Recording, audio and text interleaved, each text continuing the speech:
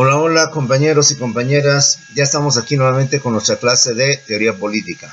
Y estamos analizando otras formas de gobierno. Ya vimos las formas de gobierno que es la monarquía, lo que es la teocracia, lo que es siendo la república, lo que es siendo la democracia.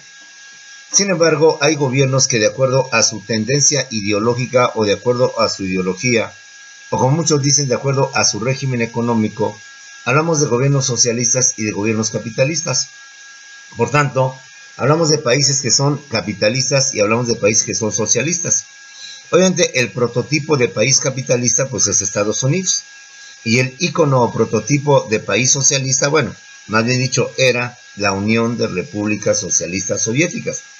Como vimos en la clase anterior, ambos gobiernos, porque querían tener dominio, predominio, hegemonía sobre el mundo, trataron de que todos los demás países o fueran capitalistas o fueran socialistas.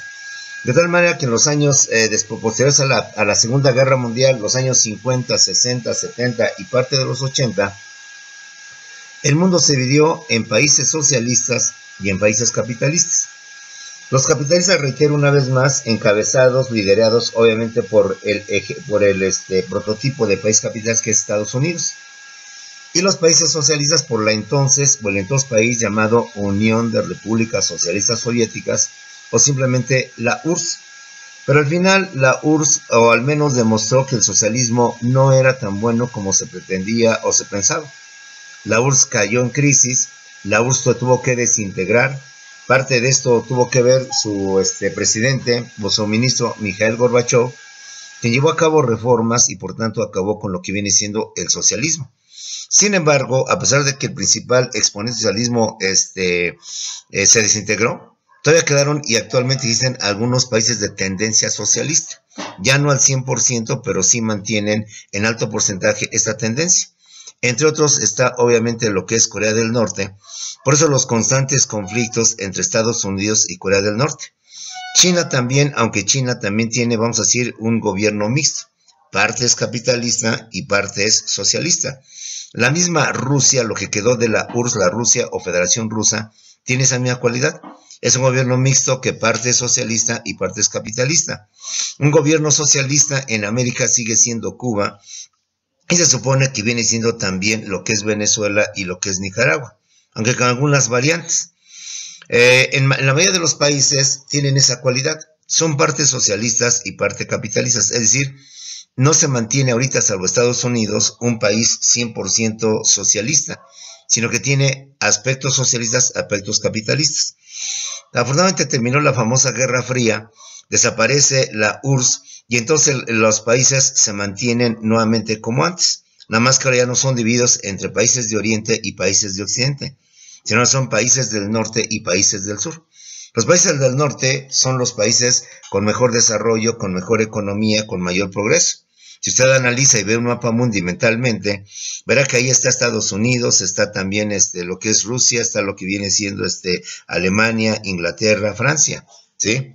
Y dentro del sur pues, está todo lo que es Centro y Sudamérica, obviamente está también parte de México, está lo que viene siendo África y lo que viene siendo Asia, como países como son Vietnam y otros más, que representan lo que viene siendo los países subdesarrollados o menos desarrollados. Bueno, pero continuamos con lo que viene siendo los gobiernos socialistas o estados socialistas. Una vez que en clase anterior determinamos los postulados o principios de los países capitalistas, ahora analicemos lo que son los gobiernos socialistas. Reitero, aunque ya desapareció su jefe o su ícono, su ejemplo a seguir, que era la URSS, todavía se mantienen algunos países con este tipo de tendencia. Vietnam del Norte, Corea del Norte, compañeros, Cuba, Venezuela, mantienen todavía esta tendencia. Rusia la mantiene ya no al 100%, pero todavía sigue siendo esto junto con China. Alguna vez se denominó China comunista, pero bueno, los gobiernos o estados socialistas son los que manejan su economía o producción, obviamente bajo los postulados o principios del socialismo, como la corriente opuesta al capitalismo, cuyo principal representante fue la extinta Unión de Repúblicas Socialistas Soviéticas, conocida como la URSS, y que hoy simplemente viene siendo Rusia o viene siendo la Federación Rusa, cuyo presidente Vladimir Putin se ha convertido pues en todo una especie de dictador que reformado su constitución y que tengo entendido que la ha reformado para que él se mantenga en el poder todavía hasta el año 2030. Lo mismo lo ha hecho Nicolás Maduro, lo mismo lo ha hecho el señor que gobierna Corea del Norte, lo mismo lo hace Daniel Ortega en lo que viene siendo Nicaragua. Entonces, esta es una tendencia, una característica de los países socialistas, mantenerse en el poder por largos tiempos, al menos los exponentes de ellos. Reiteramos, ¿qué son los gobiernos o estados socialistas? Son los que manejan su economía o producción bajo los postulados o principios del socialismo, como la corriente que es opuesta al capitalismo, cuyo principal representante fue la extinta Unión de Repúblicas Socialistas Soviéticas, conocida como la URSS, y que hoy simplemente se llama Rusia o Federación Rusa. Sin embargo, como lo he dicho al principio, todavía algunos países mantienen esta tendencia socialista y se conservan dentro de lo que viene siendo el socialismo. Antecedentes. El socialismo surge con motivo de la llamada Revolución Industrial que se dio en 1760, justamente en Inglaterra. La Revolución Industrial, recordemos, es la invención y la aplicación de las máquinas a la producción. Recordemos que en la Edad Moderna, en el siglo XVIII, años 1700, el hombre inventa la máquina de vapor. Y cuando el hombre inventa la máquina de vapor entonces se aplica a las fábricas, a la producción. Esto va a dar lugar a que entonces la producción sea de forma mayoritaria, es decir, se produzca en mayores cantidades, en mayores volúmenes. Antes que aparecieran las máquinas, recordemos que la producción era artesanal, era rudimentaria, era manual. Se producía de uno en uno, de poco en poco, porque era justamente artesanal. Hacer un par de camisas implicaba, por tanto, que la persona artesanalmente o manualmente cortara la tela, cosiera la tela, obviamente de forma manual, y esto implicaba, por muy diestro o hábil que fuera, pues que la producción fuera de una en una, de poco en poco. Quizás 3, 4, 10 camisas diarias. En cambio, cuando se inventa la máquina, y la máquina se aplica a la producción, comprenderás entonces que la producción se hace en grandes volúmenes, en grandes cantidades, en grandes series. Y esa es una de las cosas que implica la revolución industrial. El socialismo fue con motivo de la llamada Revolución Industrial del siglo XVIII, del año 1760 en Inglaterra. La revolución industrial no es más que la invención y la aplicación de las máquinas a la producción, lo cual va a traer como consecuencia que la producción se haga en grandes cantidades, en grandes volúmenes, y no como se venía haciendo de forma artesanal, de forma manual, en pequeñas cantidades, en pequeños volúmenes, compañeros. La revolución industrial, aparte de multiplicar, de ampliar lo que viene siendo la producción propiamente dicha, trajo otras consecuencias. ¿Cuáles fueron esas consecuencias? Pues la aparición o creación de las industrias o fábricas. Antes de la revolución industrial existían solamente talleres artesanales. Y con motivo de la revolución industrial, los talleres artesanales son sustituidos por las industrias o las fábricas. De igual manera aparecen las ciudades o los burgos y con ello el abandono del campo o la agricultura como principal actividad productiva. Ve todo lo que implicó la famosa revolución industrial.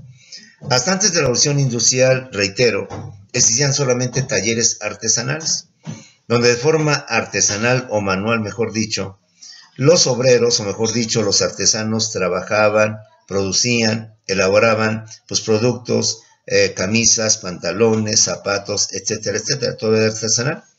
Y por tanto todo implicaba que la producción fuera mínima, fuera pequeña, de uno en uno por unidades. Pero cuando la máquina se inventa y se aplica a la producción, entonces empieza la producción en serie, en grandes cantidades, en grandes volúmenes. Esto hace que los artesanos y obviamente los campesinos, que era la principal actividad, la agricultura, desean abandonar el campo. Son atraídos, por tanto, por las fábricas en donde necesitan mano de obra. La máquina, afortunadamente, y por el momento, inclusive las tecnologías, son muy buenas, pero afortunadamente todavía necesitan del hombre para que puedan funcionar. Ejemplo, para que pueda hacer una máquina, pues tenemos que enchufarla, tenemos que prenderla para que pueda funcionar, y todavía la máquina, al menos en ese sentido y en otros aspectos, como programarla, todavía requieren del hombre. Ojalá esto pueda prevalecer. Si no, imagínate al rato la máquina, como ya es típico, puede en automático prenderse, en automático funcionar, etcétera, etcétera. Bueno, se crean las fábricas necesitan mano de obra. El campesino ve otra opción de mejorar, otra opción de trabajar, otra forma de superarse aparentemente. Y entonces junto con las ciudades, la gente que abandona el campo empieza a rodear la fábrica y empieza a poner ahí, pues vamos a llamarle sus cuchitriles, más que casas, dicho con respeto. Entonces aparecen las ciudades, aparecen los burgos. Y de esta manera se empieza a desarrollar lo que viene siendo la industria, la fábrica. Una de las consecuencias es que aparecen dos nuevas clases sociales hasta entonces inexistentes. Aparecen, por un lado, dos nuevas clases sociales que además son antagónicas porque tienen intereses completamente opuestos. Esas dos nuevas clases sociales son los patrones y los trabajadores. Insisto, que hasta entonces no habían aparecido. Ya habían aparecido el plebeyo, el patricio, ya ha aparecido el esclavo inclusive. Cuando vimos nosotros, o si usted vio en lo que viene siendo derecho romano, o en historia del derecho, pues habrá que siempre la humanidad se ha dividido, siempre la humanidad ha tenido esa diferenciación entre nosotros mismos y ha provocado el descubrimiento de clases sociales. Pero con motivo de la revolución industrial aparecen dos nuevas clases sociales, que aunque las dos se necesitan, aunque las dos requieren apoyarse mutuamente, las dos son antagónicas, son completamente opuestas, tienen intereses completamente diferentes desde antes y hasta la fecha. Pongamos un ejemplo muy sencillo. Por parte del patrón, pues el patrón lo que quiere es que sus trabajadores laboren 10, 12, 14 horas, que laboren el más tiempo posible, que se les pague inclusive lo menos que pueda hacer. Esos son sus intereses del patrón. En cambio, el trabajador son completamente opuestos. El trabajador, al contrario, él quiere trabajar lo menos que se pueda. No 8 horas, 6, 5, quizás 4 horas. Él sería feliz. Y le gustaría ganar un buen dinero, no un salario mínimo, sino una buena cantidad de dinero. Entonces, como puedes ver, ahí tenemos intereses opuestos. Aparecen, por tanto, dos nuevas clases sociales. Los patrones, por un lado, y los trabajadores, por lo que viene siendo la otra parte. Ahora, ¿quiénes son los patrones?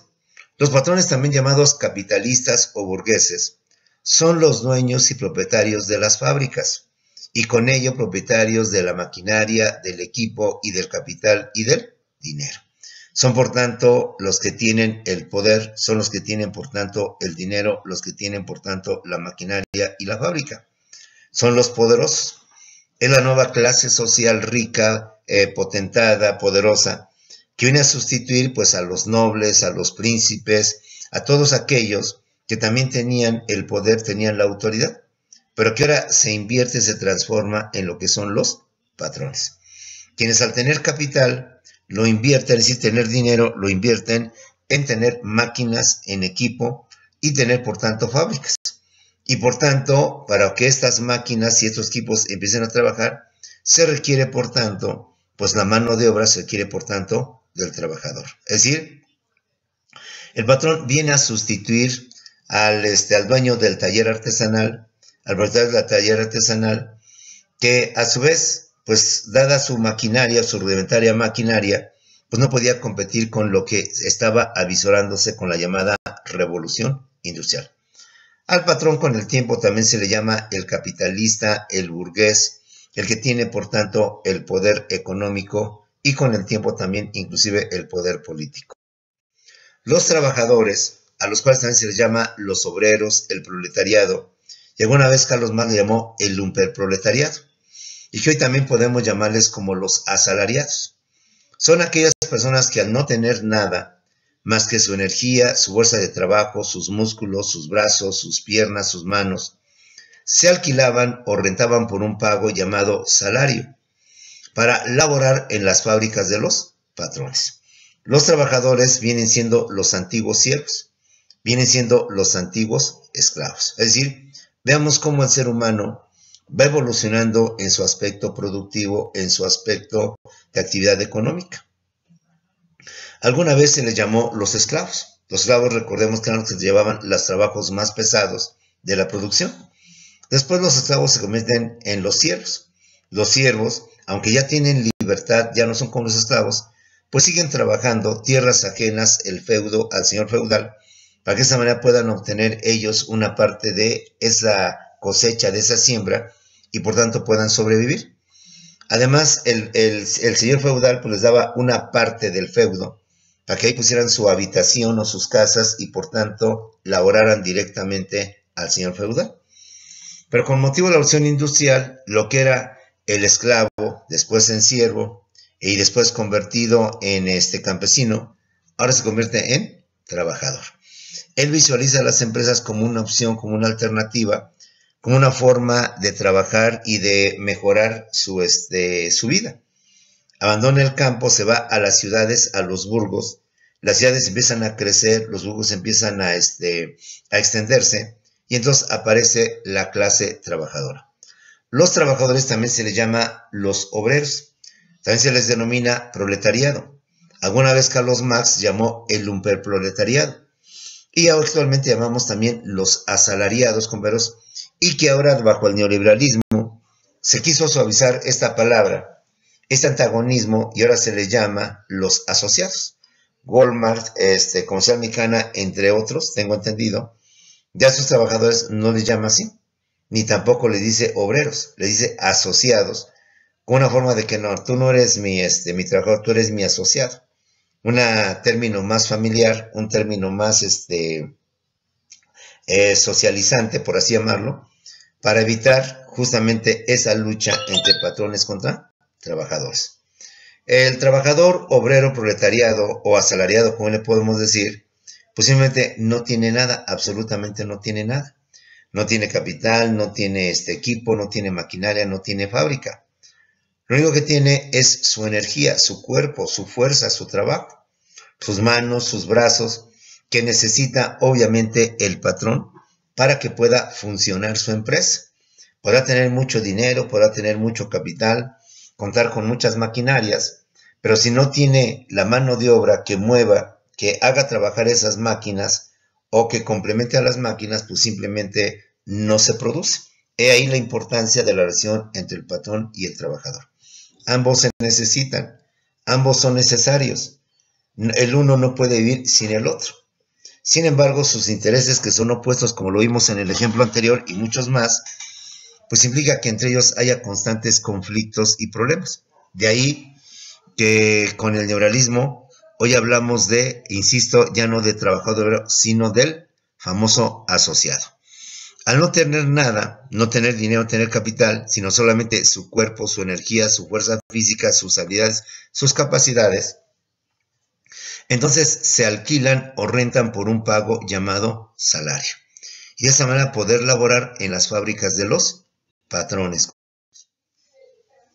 Sin embargo, esa relación obrero-patronal no trajo otra cosa sino más que la explotación del obrero por parte del patrón. A sabiendas que el obrero estaba necesitado y que no era uno, sino que era mucha gente la que requería trabajar, la que necesitaba tener una fuente de ingreso, entonces el patrón, en lugar de, aprovecharla, no solamente la aprovechó, sino que la explotó. Eso llevó consigo a que el patrón llevara a cabo la explotación del obrero. ¿Cómo lo hizo? Pues con jornadas laborales inhumanas, de 10, 12 o más horas diarias. Si hoy nos quejamos de trabajar 8 horas diarias, si hoy sentimos que 8 horas diarias son eternas, imagínate lo que significó para esas personas del siglo XVII, del siglo XVIII, XIX, es decir, de los años 1800, 1900, tener que estar trabajando jornadas de 10, de 12, de 14 horas. Recuerda que en nuestro país, durante el porfiriato, se repitió este esquema. Las jornadas durante el porfiriato eran inhumanas, 10, 12, 14 horas, compañeros. Y esto implicaba, pues, agotamiento, implicaba muchísimas cosas. La explotación del patrón también se tradujo en que los obreros no tenían ningún derecho, ningún beneficio, no tenían prestaciones laborales. No tenían descansos, la jornada era de lunes a domingo, no tenían seguro social, no tenían vacaciones, no tenían aguinaldo. La lucha del obrero es una lucha digna de estudiar, es una lucha digna de ampliar y no nada más limitarnos a este pequeño conocimiento, sino entender que el obrero a través de los tiempos ha vivido pues situaciones muy adversas, muy difíciles, muy complicadas, y que su anhelo por mejorar su nivel de vida ha traído a nivel mundial, no solamente a nivel nacional, esa lucha constante por mejorar sus condiciones de vida. Te doy un dato para que reflexionemos. Como estamos viendo, las jornadas al principio eran inhumanas, 10, 12, 14 horas decían pues de sol a sol. Veías salir el sol y también veías que se metía el sol. Veías el amanecer y veías el oscurecer y seguías trabajando. Con motivo en nuestro país de la revolución de 1910 de Francisco I. Madero y la posterior expedición de acción de 1917, desde entonces se estableció que la jornada en nuestro país, la jornada máxima fuera de 8 horas. Desde 1917, plasmada en el artículo 123 constitucional, la jornada máxima es de 8 horas. Pero de 1917 al 2021 ya pasaron más de 100 años. 1917, 2017, sí. Y sin embargo, la jornada sigue siendo, compañeros, de 8 horas. Ahí te lo dejo como punto de reflexión. Se supone que los países y la humanidad está evolucionando. Y cada vez estamos mejorando en muchos aspectos, tecnología, vida social, vida cultural y todo lo que significa esto, vida laboral. Entonces, ¿cómo entender que a pesar de que ya ha pasado mucho tiempo, se sigue manejando que la jornada máxima es de 8 horas? De acuerdo con la evolución que hemos tenido, social, humanitaria, etcétera, etcétera, será para pensar que en toda la jornada actualmente también ya no fuera de 8 horas, sino fuera de 7 o quizás de 6. No estoy con esto impulsando o favoreciendo, pues vamos a decir que la flojera o que los jóvenes se dediquen a la vagancia, ¿no? Sino te estoy haciendo ver o tratar de explicarte que si hemos solucionado, ¿por qué no hemos solucionado en las jornadas de hora?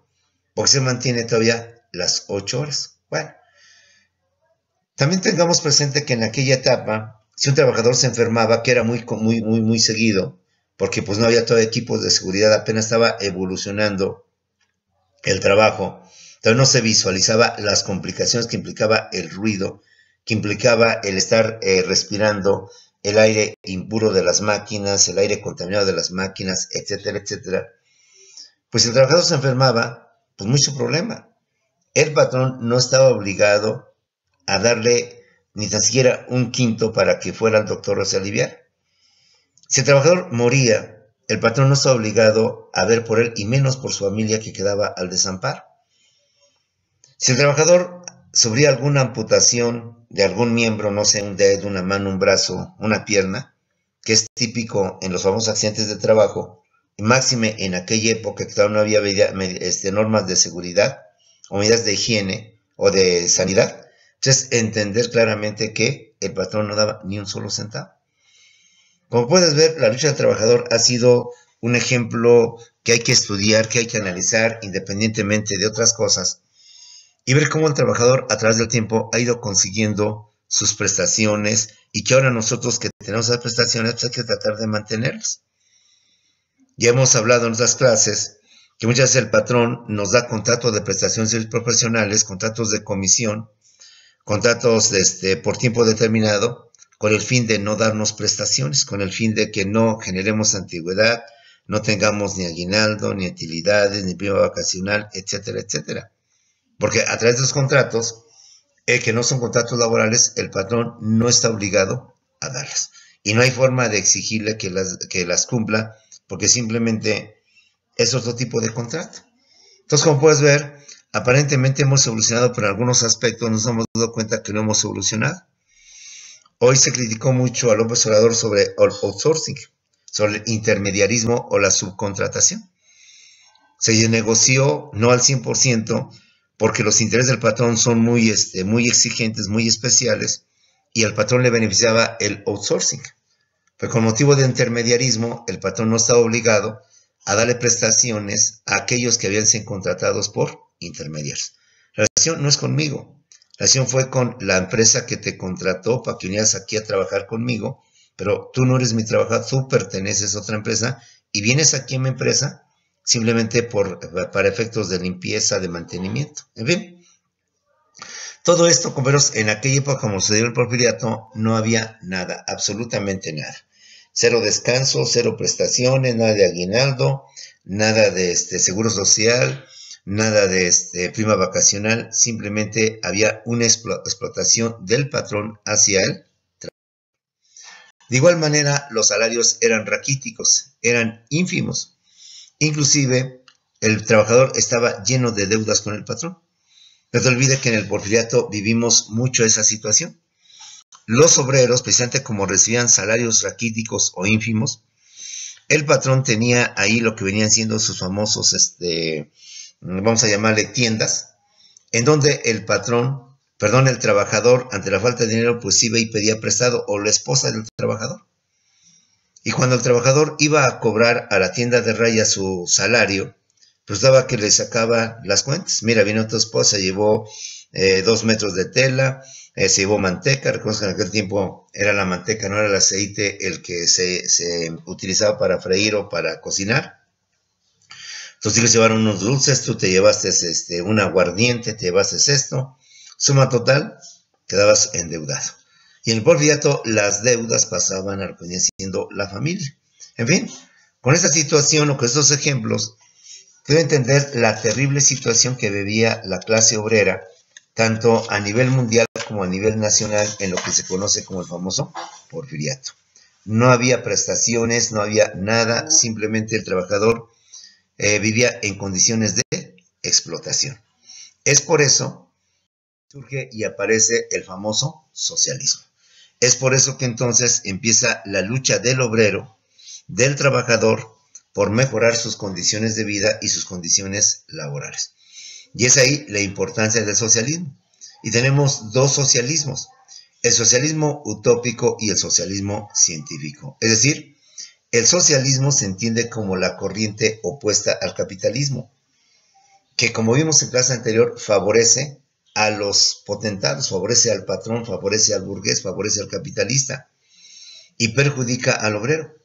El socialismo, si es lo contrario al capitalismo, entenderemos por tanto que es el que favorece al obrero. En el que se busca reivindicar los derechos, las prestaciones de la clase obrera. El que trata de beneficiar a esta clase social en contra de lo que viene siendo el patrón, considerado como su explotador, compañeros. Pero a través de la historia hemos tenido dos socialismos, el socialismo utópico y el socialismo científico.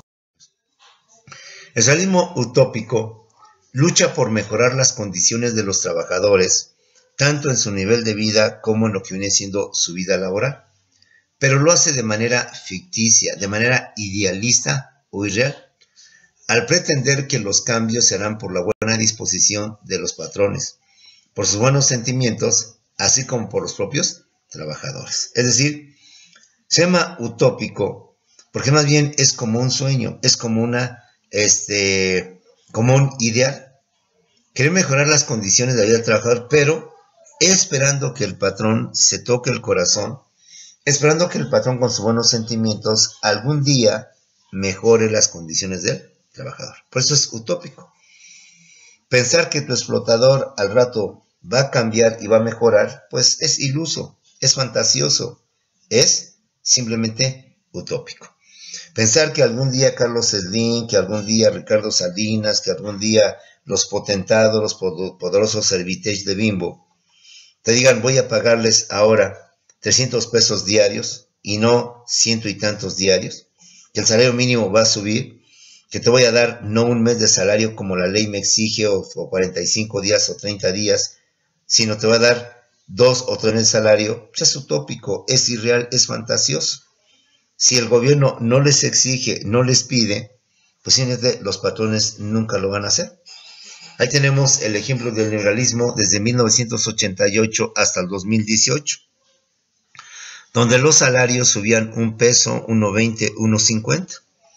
donde el patrón nunca de voluntad decía, bueno, ¿sabes qué? Yo, gobierno, pido que no suba a 2 pesos, sino que suba a 20 pesos, a 40, 50 pesos diarios. Como tú bien sabes, en Estados Unidos, este ejemplo siempre lo he puesto, pues el salario mínimo allá se paga por hora, perdón, allá no es salario mínimo, allá se paga por hora y aquí se paga por jornada de trabajo. Entonces, esperar que algún día nuestros patrones se toquen el corazón, llegue a su sensibilidad y digan, no, pues yo les voy a dar a mis trabajadores mejores prestaciones, pues no, es utópico, es irreal. Y eso es justamente este socialismo. Pretendía que los patrones hicieran los cambios, que los patrones alguna vez en una situación de conciencia, pues hicieran cambiar las cosas y beneficiaran a sus trabajadores. O que los mismos patrones, los mismos trabajadores lucharan por mejorar sus condiciones. Por eso se llama socialismo utópico, socialismo ideológico, falso, mentiroso, fantasioso, difícil de que esto se pueda llevar a cabo. Esperar a que algún día los patrones creen mejores prestaciones y no por parte del gobierno y no por parte de los legisladores, pues está un poco medio difícil. Si no, mejor dicho, está fantástico, utópico. Los ponentes de este socialismo fueron Roberto Owen, Saint-Simon, Charles Fourier y Louis Blanc. Es decir, son personas que iniciaron un movimiento tendiente a mejorar las condiciones del obrero, a mejorar las condiciones del trabajador. A unos postulados o principios crean el llamado cooperativismo, que inclusive a la fecha se maneja las famosas cooperativas, mediante la creación de cooperativas agrícolas por los propios trabajadores para mejorar sus condiciones laborales y de vida.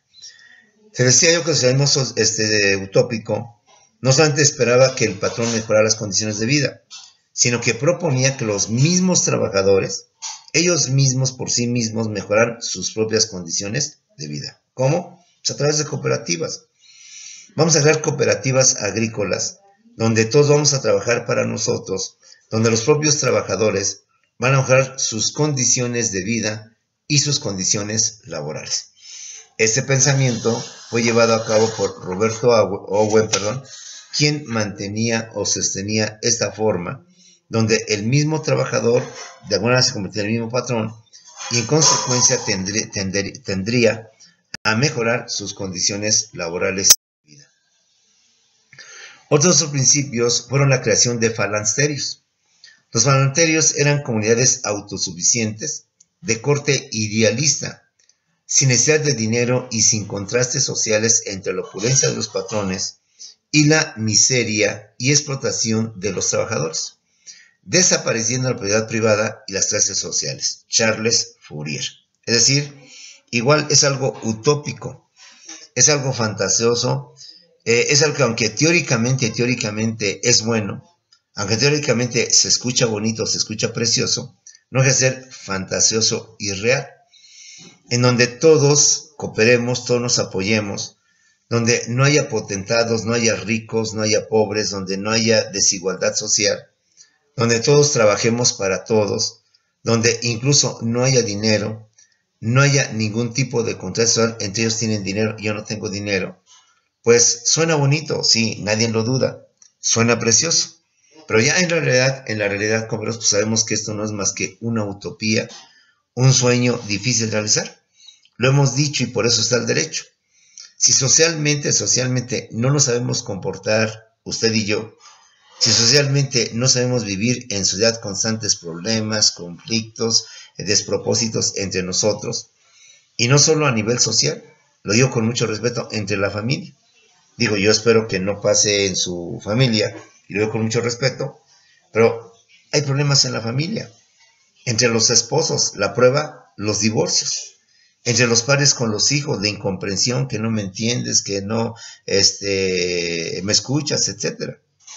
Ahora, hablar desde el punto de vista económico productivo, de que nos vamos a poner de acuerdo en que todo lo que trabajamos es para todos, no vamos a repartir de común acuerdo esto, pues imagínate, muy difícil. Porque no faltaría la envidia, la cizaña, no, es que yo trabajé más, es que yo hice más cosas, hice labores más pesadas, tú hiciste menos, quieres llevar lo mismo, a mí me toca más. No. Si nos conocemos un poco como seres humanos y como seres sociales, nos daremos cuenta que Esto, si socialmente no nos sabemos entender productivamente, imagínate, menos nos podríamos comprender. Ahora, manejar un mundo sin dinero, un mundo sin clases sociales que, reitero, suena muy bonito, suena muy precioso.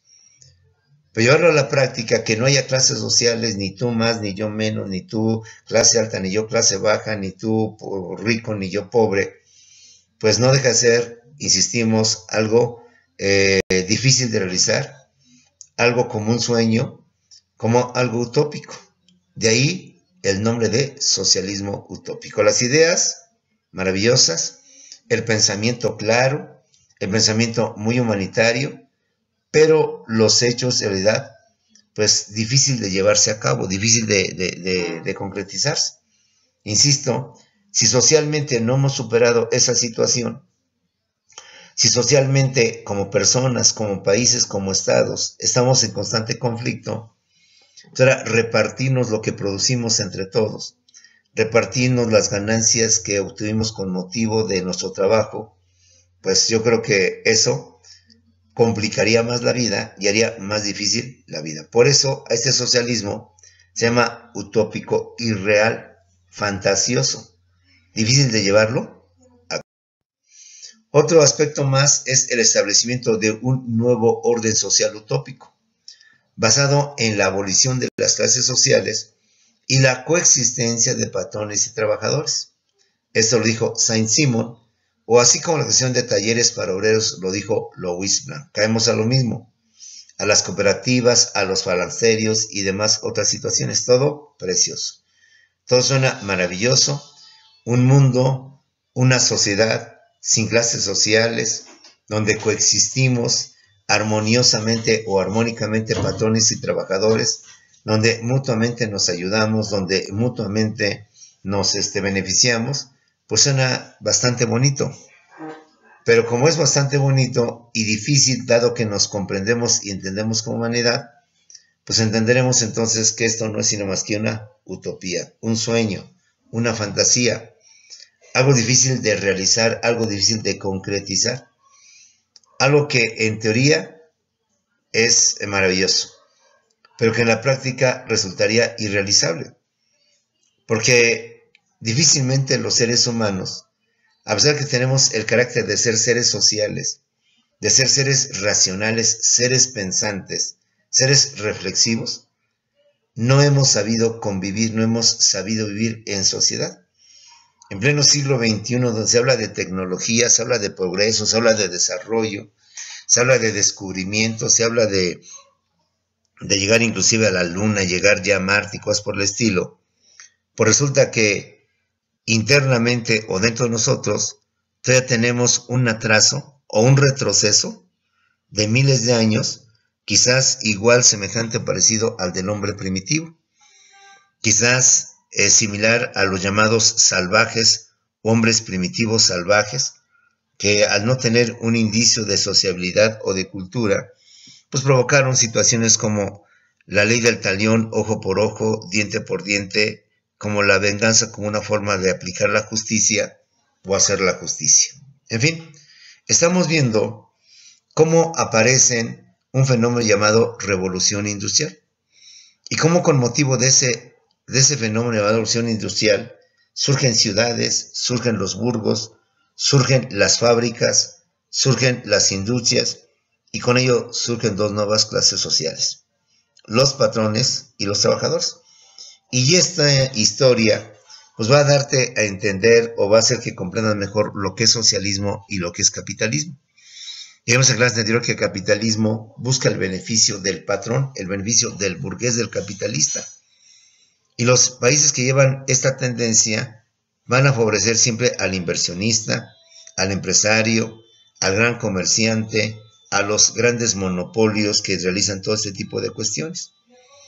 Y van a tratar de contrarrestarlo a través de lo que viene siendo el trabajador, a cual sí le van a dar prestaciones, pero que pues siempre va a estar sujeto a que el patrón obtendrá mejores ganancias que el trabajador. Ya lo vamos a ver como lo decía Carlos Marx, y como una vez te lo dije y te lo voy a repetir si no mal recuerdo. A lo que Carlos Marx llamó la plusvalía, es que el patrón no solamente explota al trabajador, sino que obtiene ganancias indebidas, ilegales, más allá de lo normal. Por eso se enriquece, por eso se hacen millonarios por la explotación del trabajador. Yo a mi trabajador como patrón le pago 100 pesos por cada par de zapatos que me hace. Por decir algo, como te lo dije la vez pasada. Pero cuando yo vendo ese par de zapatos, no lo vendo a 100, lo vendo a 500, a 800 pesos. Al vender el par de zapatos a 800 pesos, recupero los 100 pesos que le di a mi trabajador como salario. Recupero además los otros 100 pesos o 150 que invertí con motivo de la materia prima, el cuero, los hilos, la maquinaria, etcétera, para que mi trabajador elaborara o fabricara esos zapatos. Recupero también pues toda inversión que hice con motivo de publicidad. Suma total, vamos a pensar que me gasté 300 pesos, 350 entre salarios, entre materia prima, entre publicidad, lo que tú quieras. Pues cada par de zapatos lo vendí a 800 pesos, entonces tengo una ganancia más del doble de lo que invertí en mi trabajador y demás. Y si eso lo sumamos, que esto es por cada trabajador, pues entonces imagínate las ganancias que obtengo y que Carlos Marx llamó indebidas, ilegales e incluso inmorales.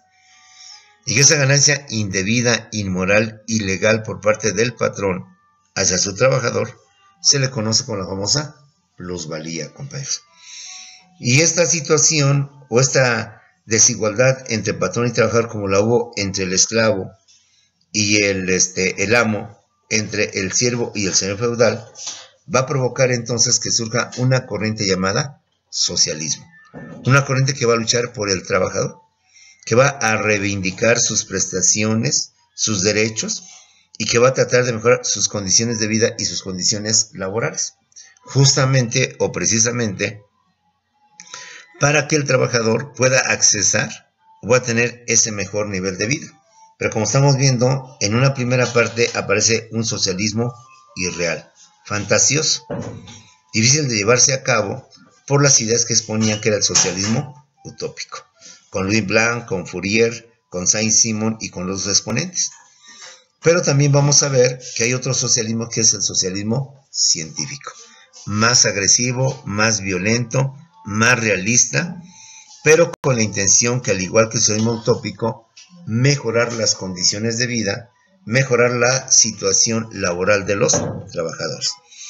Y en base a estas ideas, muchos gobiernos se han constituido, se han creado, precisamente para que ideológicamente o económicamente hablando, sus políticas, sus programas, sus leyes o su visión vayan encaminado hacia el trabajador, hacia esta parte de la sociedad fundamental, básica en toda sociedad para su sobrevivencia, para justamente obtener o lograr una mayor productividad y en consecuencia convertir ese país quizás en una potencia económica. Estamos analizando los gobiernos de acuerdo a su ideología, los gobiernos de acuerdo a su régimen económico, en países socialistas, en países capitalistas, independientemente de que adopten una democracia, una monarquía, una dictadura, etcétera, etcétera. Nos vemos, jóvenes, en la siguiente clase de esta materia, la segunda de teoría económica, en unos cuantos segundos.